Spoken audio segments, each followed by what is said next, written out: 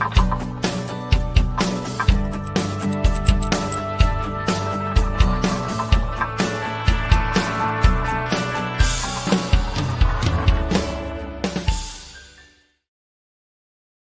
afternoon, everybody. Today, I thought it'd be fun to talk about something that just resurfaced in the news, and that is the SEC and the Big Ten and their idea of expanding to 19 and perhaps beyond. Now, that, of course, is part of the Save College Sports Act, or if you know anything about the SEC and the ACC, I'm sorry, the SEC and the Big Ten, it's more of the total domination standpoint. So let's talk about that for just a minute. Why is it that the number 19, is a signal and why it matters? Well, the SEC and the Big Ten's push for a federal language that would allow conferences to expand to as many as 19 members is more than just a procedural tweak.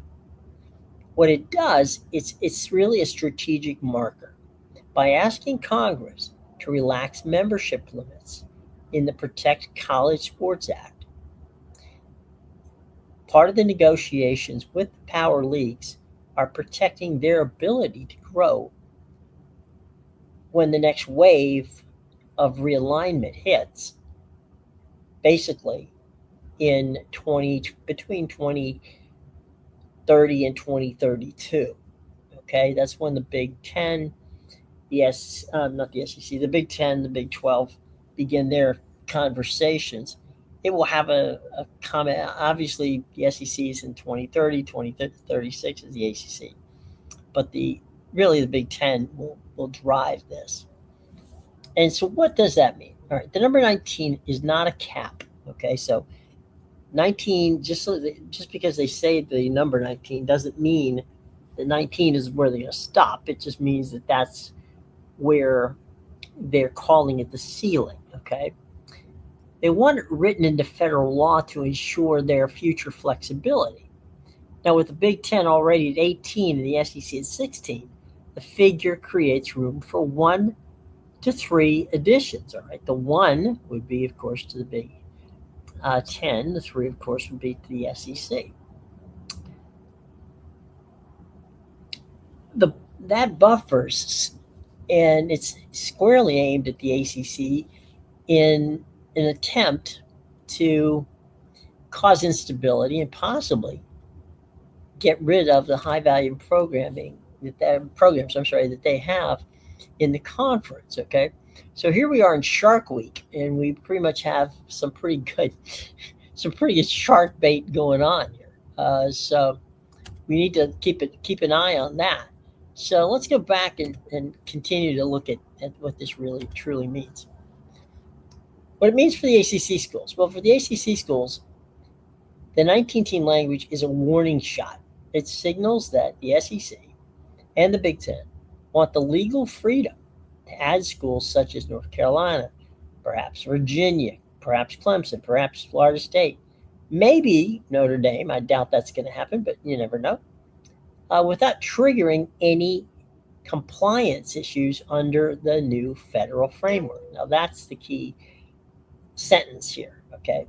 Without triggering compliance issues under the new federal framework, okay? So they're asking, and actually seemingly at the moment, getting cooperation from Congress to allow them to do this. If the ACC's grant of rights fractures, meaning that, in 2030, that it's going to cost $75 million to get out, it could destabilize and actually even cause the ACC to be cannibalized. And I think there's where the ACC understands that losing brands like North Carolina, Virginia, Clemson, Florida State, and others could be a death knell. Now they've got backup plans because they don't want to end up like the Pac-12. But how those backup plans work and how they survive this is going to be quite challenging. Now, if as I said, if the SEC and the Big 12 would actually be in there, and they sit in the expansion category, they could be looking at some ACC schools too. So all of this instability basically reshapes the competitiveness of the ACC, and frankly, could also um, reshape the competitiveness of the Big 12 while making the Big 10 and the SEC even more powerful. All right, so I know we got a lot of G6 fans out there. So for G6 programs, the 19 team flexibility could be a rare opening. Uh, Mainly, my guess would be for the ACC, although some might end up in the Big 12. It just depends. Schools such as USF, Tulane, East Carolina, Memphis, UConn, Washington State, Oregon State, San Diego State, Boise State, and Rice have long sought a path to a Power Four. Now, while the SEC and Big Ten remain focused on major brands, the ripple effects of the ACC's instability could create a downstream opportunity for those institutions. Now, if, for instance, the ACC loses members, it may seek to rebuild with strong G6 programs. If the Big 12 looks to stabilize and expand, um, and they can't get as many ACC brands as they want, or they can't seem to get, let's say, more than one or two brands from the ACC, then schools like Memphis, USF, Tulane, UConn, San Diego State become logical candidates, with Washington State, Oregon State, Boise State remaining positioned uh, for a Western flank if they choose to go that way from that standpoint. In the broader realignment to the West Coast. Now, East Carolina, Rice, and other successful programs will be forced to kind of wait their turn, and we'll have to see. Because how far down can they go, and what can these universities bring to the fold? Let's take a quick look at the realignment ahead. The SEC and Big Ten's 19-team proposal is not a prediction of intimate expansion. It's a structural safeguard. But in college athletics, structural safeguards often precede strategic moves. The ACC's future, the Big 12 stability, and the ambitious group of the top of the G6 programs are all tied together with this. And the flexibility of the super conferences are now being the key things that drive the bus. Okay, so that, my friends, is what we're talking about when we talk about that type of 19 plus and beyond. It's really just to gain the benefits um, of being involved without necessarily having to work too hard to get it. And I think that goes down to the congressional standpoint. So let's go and check out some of our X questions today. Um, Brian Ross has a question. Brian, what you got? I don't understand why the Big Ten would agree to legislation that would cap the membership at 19 schools. Well, Brian, it doesn't. It's just a it doesn't um, cap it at 19. It just they can go beyond it. And I think that's what you have to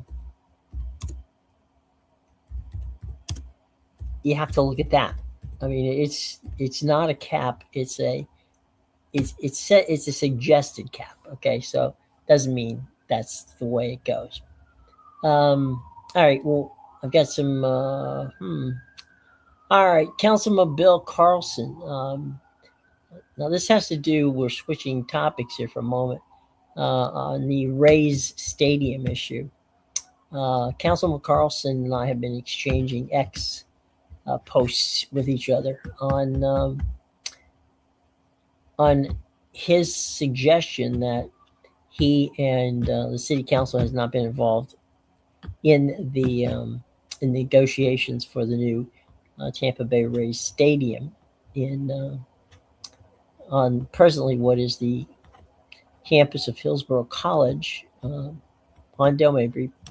For those of you not familiar, basically what that is it's a stadium project that would be literally across the street from the Raymond James Stadium, and it would be right smack on the same parcel of land, almost, at least abutting Steinbrenner Field, which is the home of the New York Yankees in the spring, and the Tampa Bay Tarpons, or Tampa Tarpons, I should say, in the Florida State League.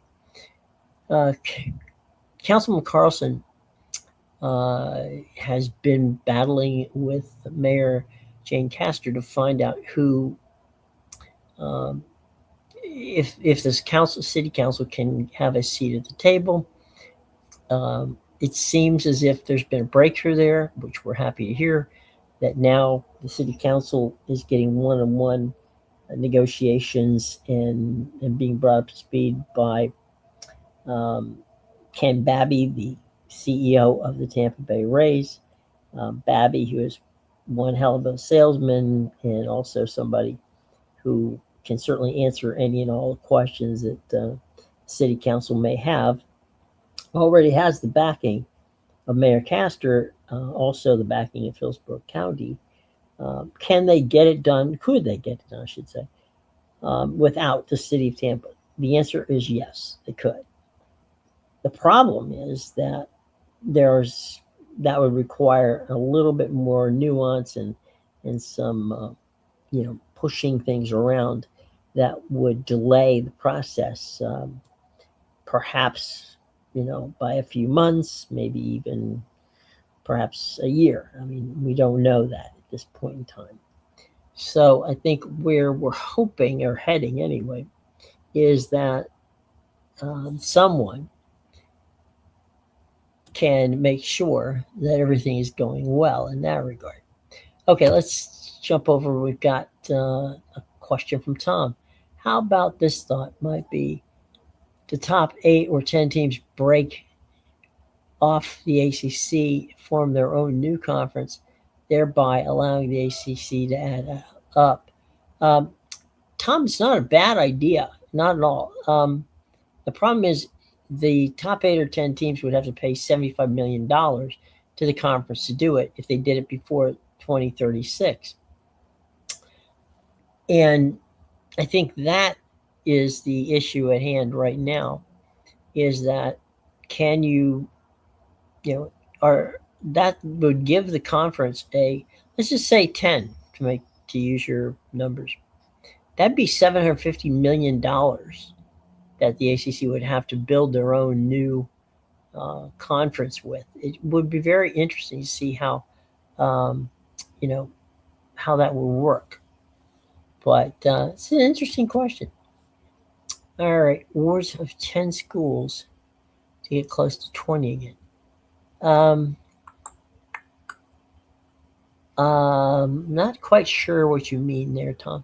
If you're asking, with the 10 schools that you said should break away from the ACC, then add 10 more to kind of rebuild the conference, that would also be an interesting situation. There's certainly groups out there that deserve it, but we would have to see. But very good questions. We'll have to get back to you when we have more information on something that works that way. But yeah, it's an interesting concept. We talked about Brian's guys. I'm just scrolling down real quick.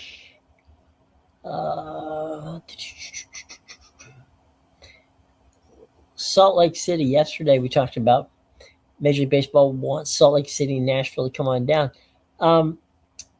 Expansion in Major League Baseball is a very important part of what the future is going to bring.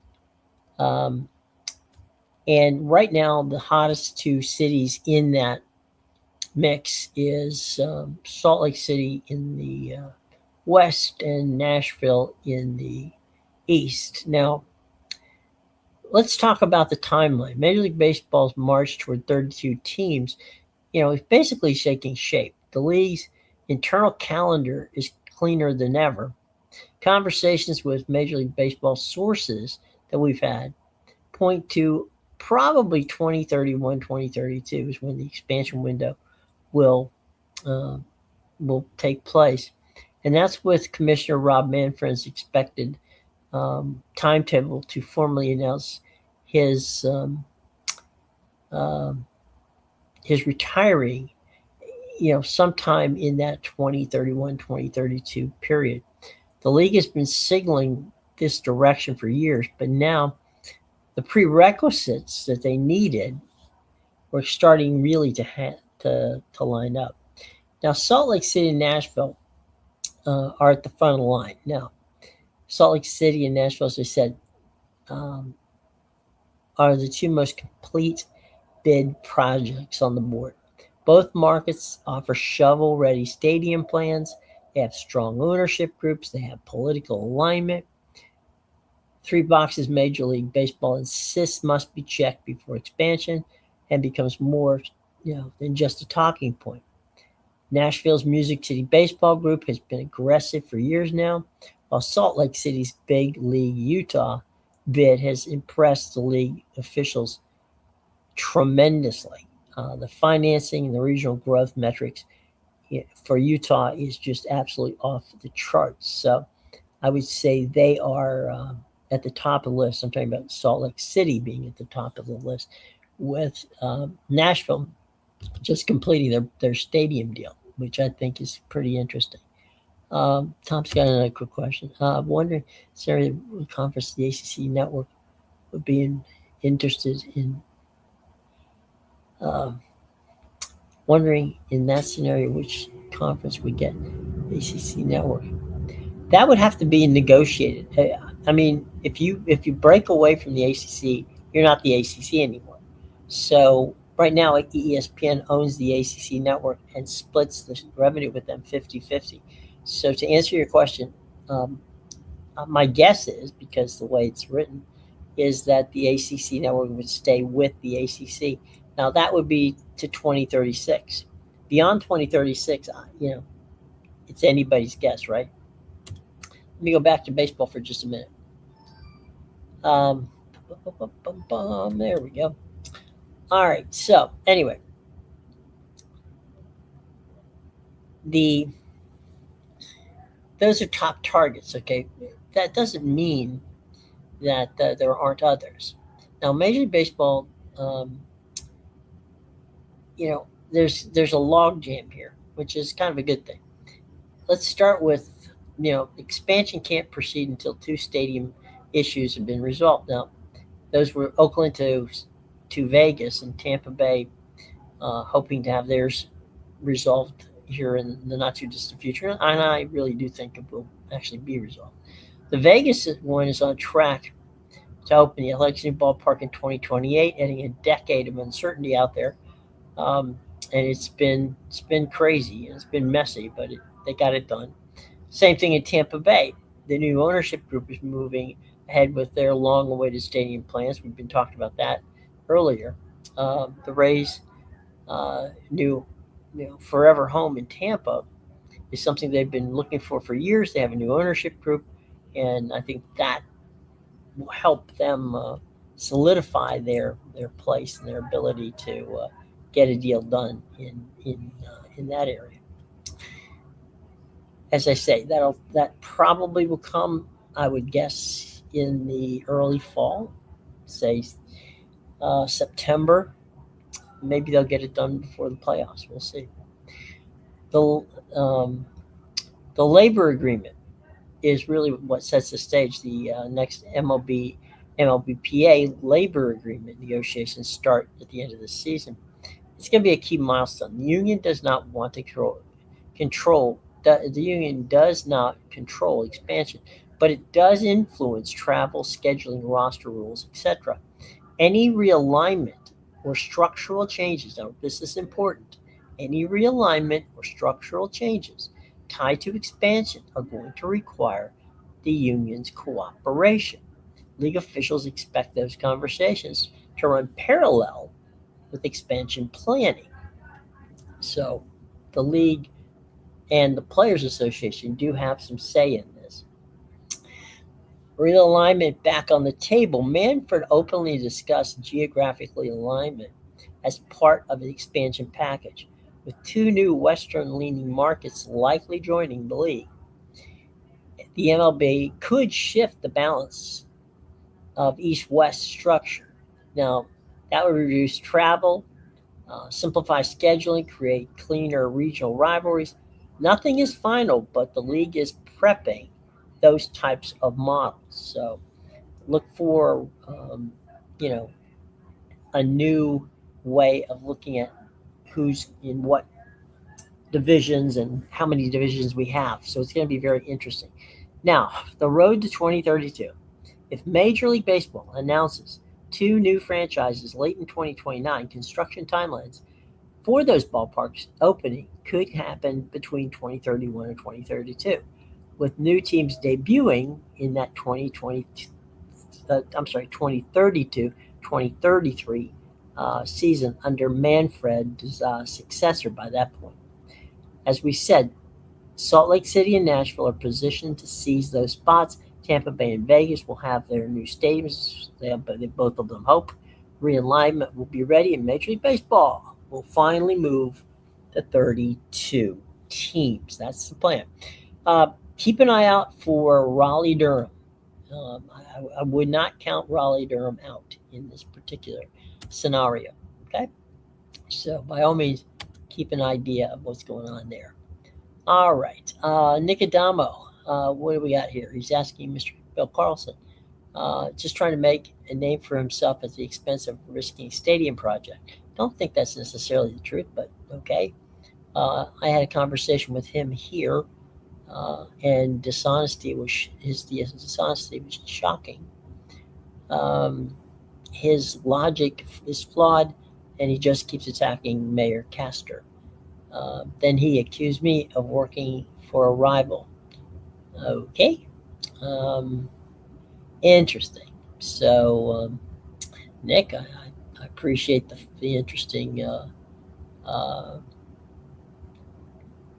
the interesting information for sure. All righty, let's pop over to Major League Baseball and see what's going on the field today. There's a lot of things going on uh, at this point in time. This afternoon, plenty of baseball, and of course, we're cruising closely to that deadline, the deadline that we think is gonna things are gonna start breaking quickly. I think that we'll have to see what's going on. All right, let's go to the scoreboard right now for today's games, and the Rays and the Rangers are in the bottom of the first. Tampa Bay is batting, and Wynn is pitching for Texas in this game. So the Rangers and the Rays this afternoon, right now, uh, bottom of the above one, Rays and Rangers scoreless. At 1:40 first pitch, Royals and Twins. That game is being played in Minnesota. Cameron is on the hill for Kansas City. Ober skates the ball for Minnesota. The Yankees and the White Sox. That's a 2:10 game that is played on the south side. The Yankees are going to go with Weathers, and Chicago is going to go with Burke. Cubbies, the other Chicago team, is on the road in um, St. Louis. They've got Assad pitching for Chicago, and Palente is pitching for the Redbirds this afternoon. All right, let's move on. This evening, the Pirates and the Reds. Boy, there's a long standing rivalry between the Reds and the Buccos. This game's being played in Cincinnati. Ramirez on the hill for Pittsburgh. Cincinnati's got Louder. Marlins and the Mets in a battle of the last two places in the National League East. Perez pitching for the Marlins. The Mets has McLean. Nationals are in Atlanta to face the Braves. Irvin is pitching for the Nats, and Atlanta, who's having pitching problems, is going for Mr. Holmes this afternoon. Red Sox face the Athletics. That game is being played out in Sacramento. That's a 9:40 start out there. Sonny Gray for Boston and Barrett for the Athletics. Another 9:40 game is the Giants and the Padres. That game, San Francisco has not made an announcement of who is going to be pitching for them tonight. Sears will be on the mound for the Padres. Dodgers Mariners. That game has Seattle pitching Wu against the Dodgers Sasaki. So Wu versus Sasaki. I'm sorry. Tonight, Mariners Dodgers. That's a 10-10 first pitch. Okay. All right. So that pretty much sums up everything's going on right now in sports with what we've got. And we hope that you all have a lovely, lovely day. And we will be back with you tomorrow to talk to you about what's going on the weekend in sports. So thank you very much. And one more quick question. How much, if any, importance will RSNs bring in terms of Major League Baseball economic development? Basically, the RSNs are dead. Okay, now I say that there are a few who are very successful. Those who are successful are, of course, the New York Yankees with the Yes Network, both the Cubs and the Cubs and the White Sox have networks in Chicago. The Dodgers, of course, have their network with out in Los Angeles. So Nesson in Boston. There's Houston has what they've cobbled into a regional sports network. So, and I've heard rumors, and we'll get into this more deeply, that the NBC group is wanting out of their deals, trying to figure out a way to get out of the San Francisco deal and the Philadelphia deal. Whether that happens or not, we'll see, but that's down the road. There's also some pretty serious issues with Madison Square Garden Network, which has put them in a problem. The Mets network seems to be okay for right now, but things can change. So there's a handful of successful regional sports networks. I don't think that's going to be an issue going forward. I think what specifically in baseball's category, Manfred has always wanted the ability to control the local broadcasts, and I think that what they're going to be doing is selling a package. Okay, so the package would go. Right now, ESPN has is paying him $500 million for 3 years to have the rights to all the regional games. So that's the 16 teams that are under Major League Baseball's control in that regard. So I think that's something that could be very interesting. Could you foresee an RSN with Major League Baseball, NHL, the University of Utah? Probably not.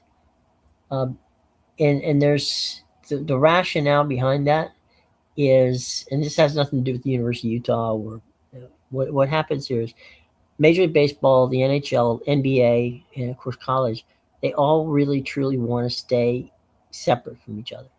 And I think that's where they got, things got really squirrely in the regional sports network business, which was my background for a very long time. And I think that Major League Baseball, the NHL, the NBA want to control all of their local rights, and obviously the University of Utah would want to control their rights within their grant of rights, which belongs right now to the Big 12. So as far as RSNs, I don't see that happening, but I can see Major League Baseball, the NBA, and the NHL. So you've got your Yeah, you would potentially have something going on there.